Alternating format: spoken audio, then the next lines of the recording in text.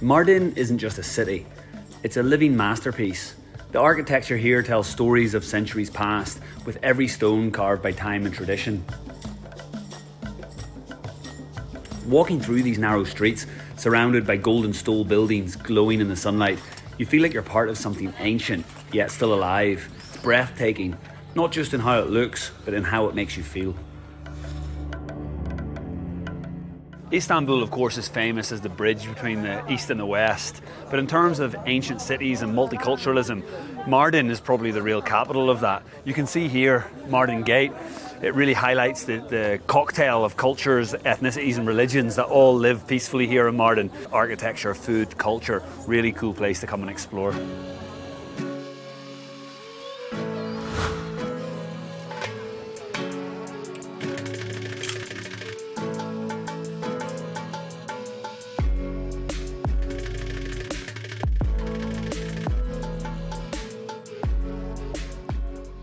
Right here in the heart of Mardin, I've stepped into a place where time feels like it stood still. Gingeria Madrasa. It's one of Mardin's most iconic landmarks. Built in the 14th century, it once served as a centre of learning, and even today, its walls seem to whisper the wisdom of the past. I'm in the oldest madrasa in Mardin, and Mardin is one of the oldest cities in all of Turkey. In a second, you guys are going to see we're perched right at the top of the whole viewpoint of Mesopotamia. This is the most ancient land. It's where writing was invented. Just 20 kilometers one way is Syria. I think 200 kilometers another way is Iraq. And Mardin is standing overlooking all of it. Really special place. And because of the culture and because of the history, it's a real mosaic of cultures. We have the Syrians, we have the Turkish, of course, there's a lot of Arabs living here, and the Kurds too. And with that mix of cultures, the cuisine is amazing, the culture is amazing, the constructions that they've built together is also beautiful, and all of that with Mesopotamia overlooking the distance. Something really special.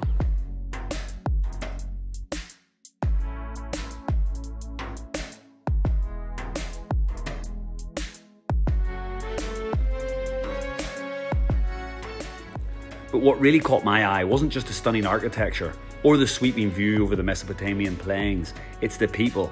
It's always the people. As I walk through, I see couples posing for weddings, brides in flowing dresses, grooms in their sharp suits.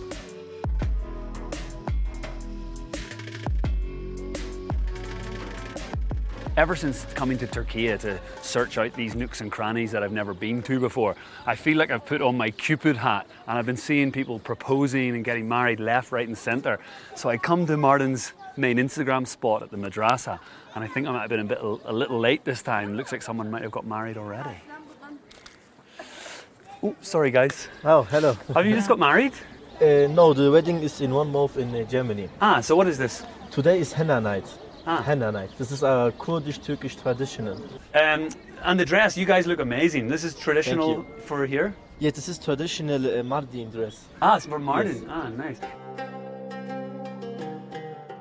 Turns out this spot isn't only rich in history, but it was one of Mardin's most photographed places, an Instagram favourite for all its dramatic backdrop and timeless atmosphere.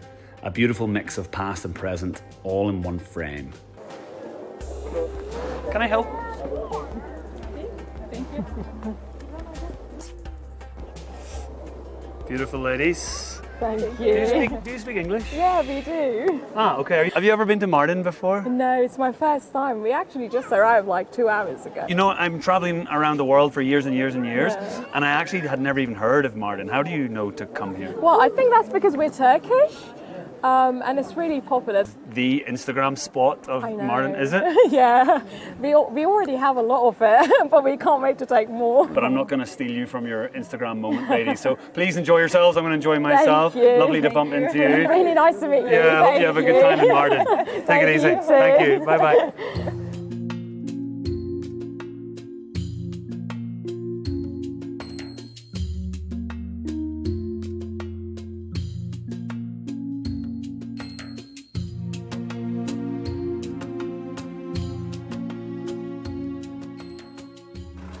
just about to meet an icon of Mardin city. Miss Ebru Baybara is an award-winning chef, of course, but she's also a renowned social entrepreneur. I don't actually even know where to start with her list of accolades. It's truly amazing. Not only has she fed 40 million meals to the victims of the earthquake, she's also led women empowerment and women-run restaurants all across Mardin city. And I'm about to meet her in one of the nicest restaurants that I've ever seen in my life. Let's go and check it out.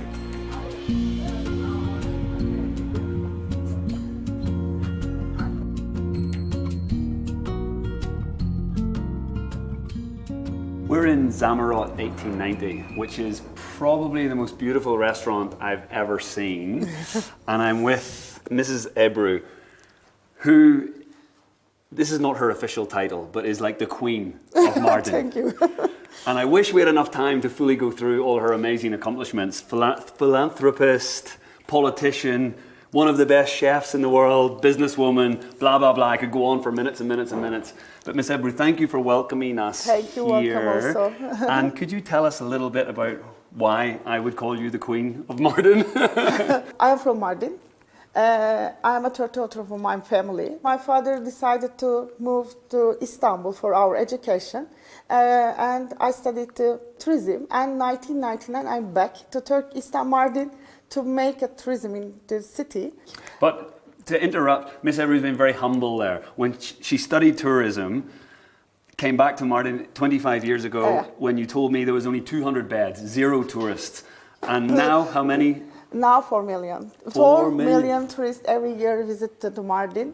Thanks to you. Thank you. Not only me, and one woman and 21 others. We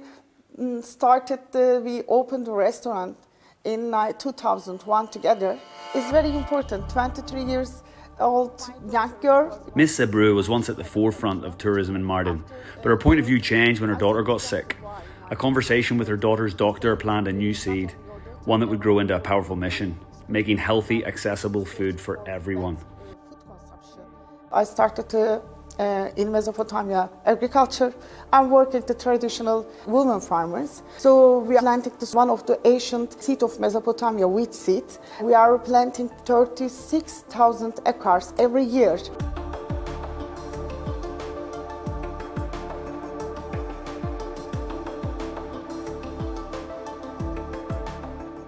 First job was the planting the sorghum wheat.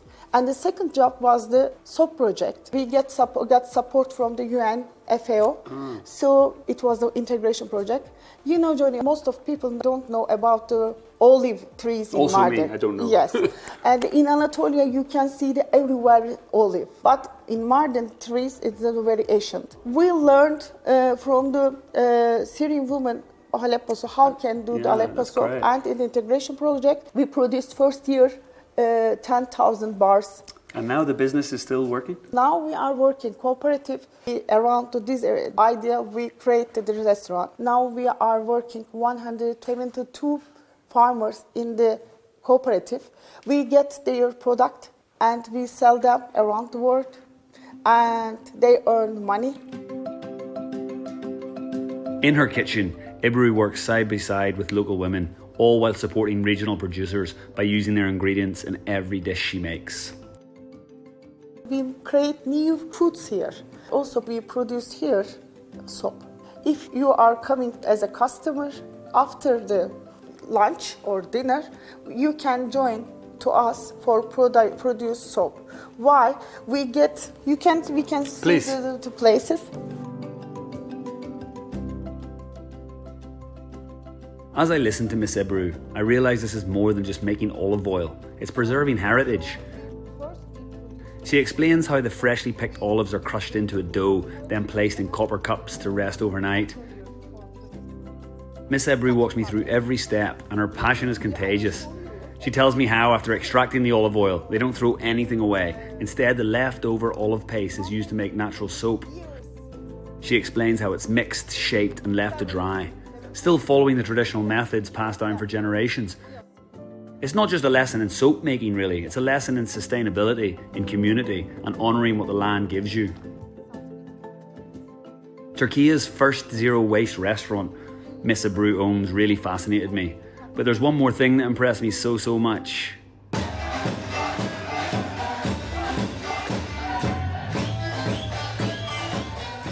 What you're seeing here is a nightly ritual at Ebru's traditional restaurant. Chaos. Just before the main course is served, all the staff come together with music and dancing to carry the dish into the dining hall. It's a crazy moment full of excitement and fun, one that guests eagerly look forward to every evening.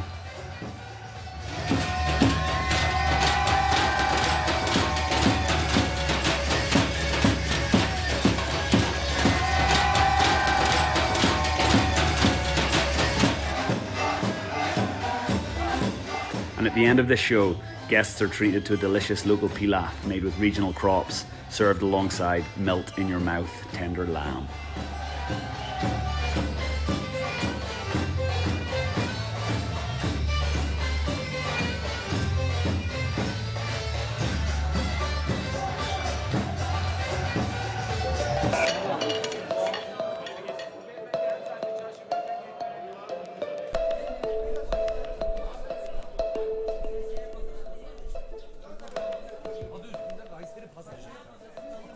Wandering through the narrow stone streets of Old Mardin feels like stepping into a living museum. Every corner tells a story, every shop window a glimpse into centuries of tradition.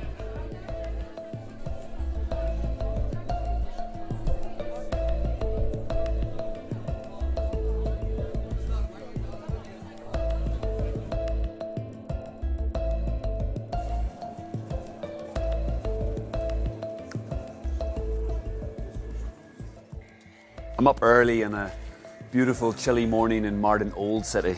This gentleman kindly let me borrow his fire to heat up a little bit. I've heard there's a local pastry shop in the markets around here, so I'm going to go and try to grab a sweet, carby breakfast to keep me warm. Thank you. As I weave through the alleys, I'm drawn in by the scent of something warm and familiar. It leads me to a historic bakery run by Assyrian locals for generations.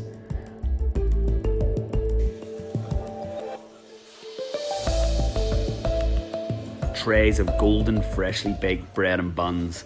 But they're not just any buns, they're a piece of heritage. Soft, slightly sweet, made with a recipe that's been passed down for the ages.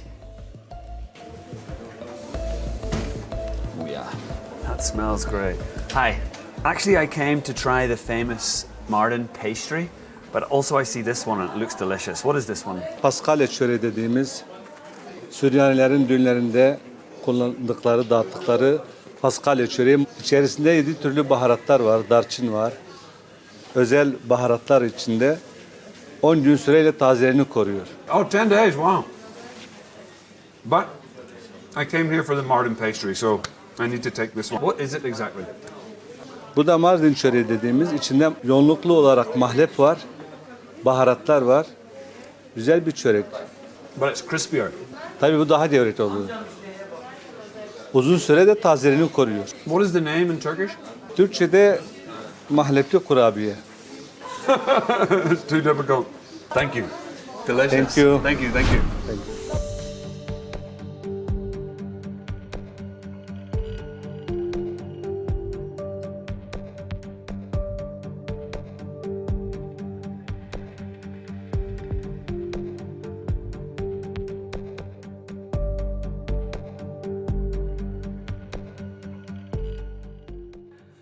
I've just stepped into one of the most sacred places in Mardin, Ulu Cami, the Grand Mosque. Built nearly 1,000 years ago, its black basalt walls and towering minaret tell the story of a city shaped by faith.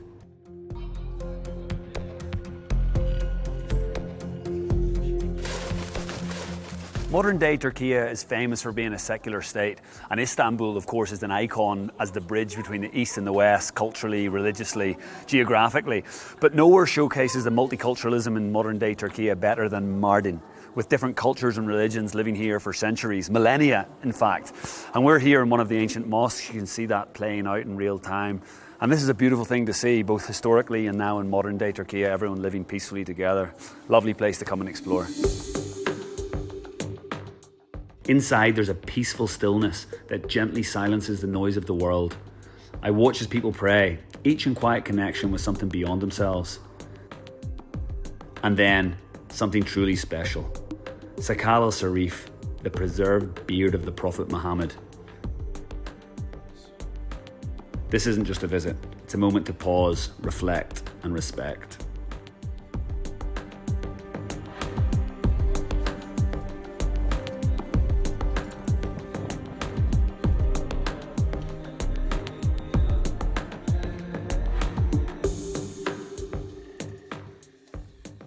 After stepping out of Ulu Jami, I stopped by a quiet little cafe which is wide open to the views of Mesopotamia.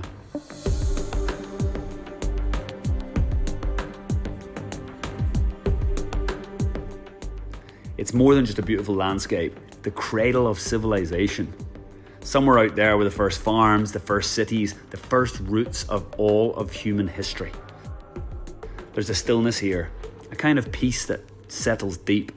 You can feel how ancient and alive this land is.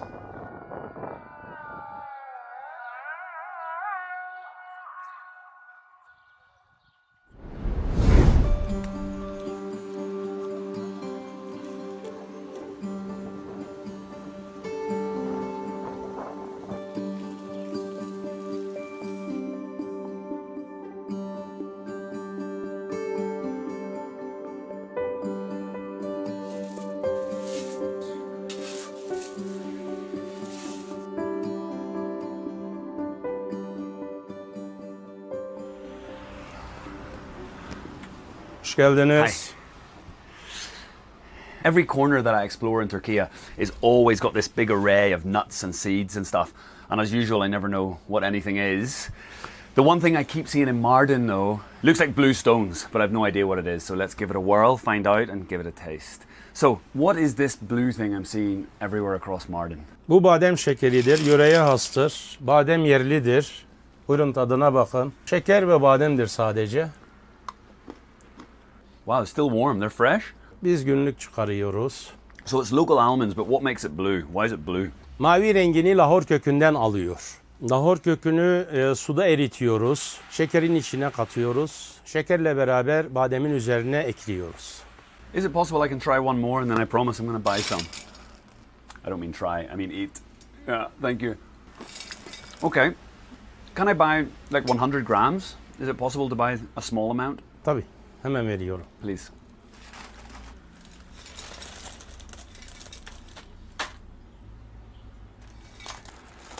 Thank you. And how much is 100 grams? 40 lira. 40 lira. Wow, 40 lira is €1, $1, something like that. It's cheap. Right, that is another gift from my wife sorted. $1, don't tell her. 100 grams of deliciousness. Let's see if I can get them home without touching them. Unlikely.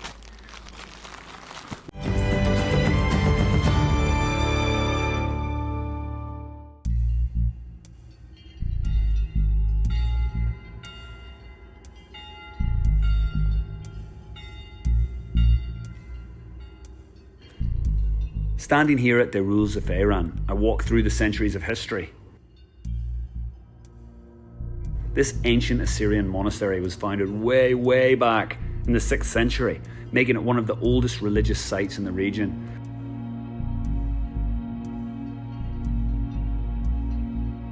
It's been a place of faith and prayer and refuge for generations. Nestled among ancient olive trees, this Assyrian monastery has stood as a place of peace and devotion for over 1,000 years.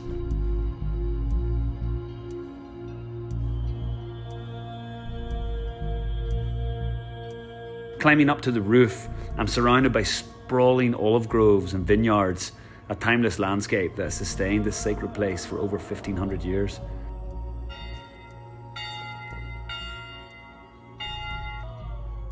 It reminds me of the deep spiritual roots that still pulse through this remarkable place.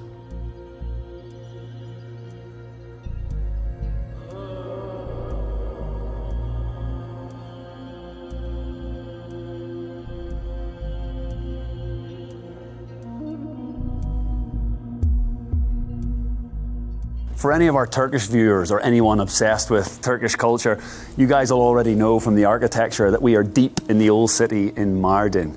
And on that note, Mardin is so famous because of the beautiful architecture that a lot of Turkish TV, a lot of soap operas, and a lot of the stuff that they export in the media around the world is featured in Mardin directly.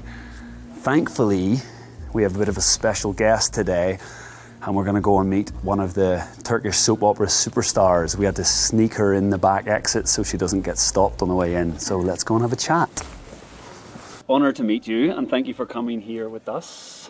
Thank you, Johnny. You're coming here to our country and you're seeing really beautiful cities.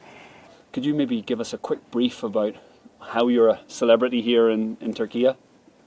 I mean, it's not easy to speak about yourself, you know. I know. I'm sorry, put you on the spot. I love the connection with my audience. My chance as an actor, I saw, my soul diving to the characters I play on, and I always feel the characters are my sisters, especially in the ancient cities. Those sisters expands my hearts. Yeah, that's lovely. So I've just been discovering Mardin, and it's new to me. I feel like Mardin hasn't been discovered by large parts of the world yet. But now I'm here, I realise that lots of TV shows are shot. And one of your biggest shows also was filmed here? Here, yeah. It was 2010, between 2010 and 2012. 2 years, I was not in the center of Mardin, but the Midyat, 1 hour distance from Mardin. Of course, the soap operas and the series here are hugely popular within the country. But actually, it's not just in Turkey that they show them. They show them all around the world, right? Yeah, it's more global. Every country, of course, produces their own TV shows. But not many countries' TV shows are popular enough to be exported and people even be learning the language in other countries because of the TV shows. But for some reason, Turkish TV has that aura. And people in Uzbekistan, Morocco are watching your shows and Turkish shows. Why do you think Turkish TV is catching on in other countries? I don't want to say it's because my country, but Turkey is my country. And I still believe there are really original people live in my country. I'm proud of it. And in this TV series, we tell real people feelings. And I heard an interesting story about you and your fame and your career, actually, that I'm not sure if you know this, but someone was traveling in Morocco and there were Turkish people and the Moroccan girls were learning Turkish because of your show. Yes, true. It's true. That's crazy. Not only Morocco. You know what? In Norway. Really? Thank you for help showing us Mardin as well. Thank you so much for coming here. Thanks, Johnny. Yeah, your story is amazing, and I promise I'm going to check out your TV shows. I'll try to bring them to Thailand back home with me.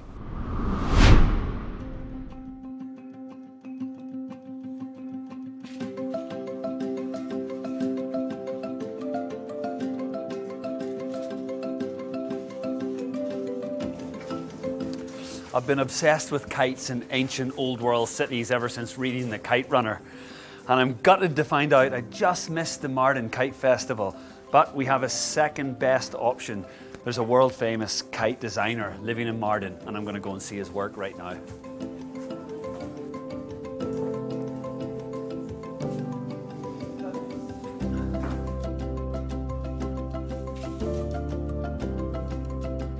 I'm inside the Kite Workshop with Mardin's famous kite master, for want of a better term, Mr. Zahit. Hi. Hakan, hoş geldin. You are definitely the first professional kitesman that I've ever met in my life. Çok teşekkür ederim, sağ ol.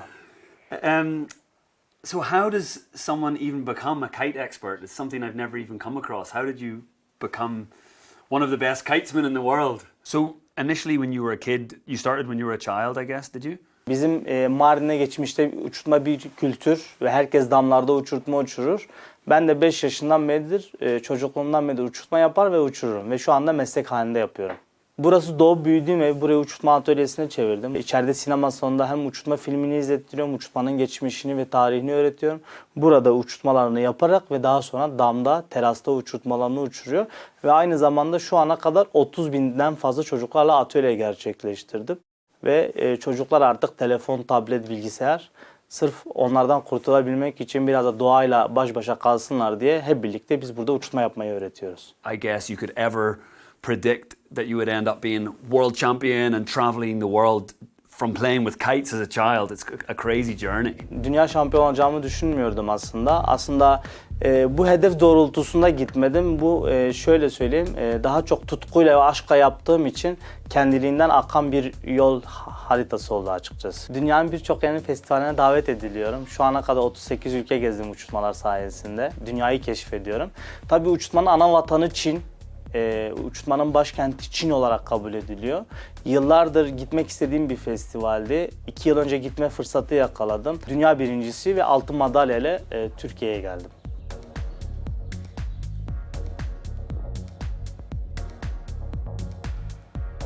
You know, doing something ancient like flying a kite is a really fitting way for me to end my time in Mardin. These old world cities are hard to come by these days with the modernization, and Turkey is so modern as well. To walk the ancient streets of Mardin, to feel the mosaic of the different cultures, the different cuisines, it's something really special. I had no idea that Turkey still had these kind of ancient cities, and to be able to wander the streets and know that you're a part of the history is something wonderful. So come and try it for yourself.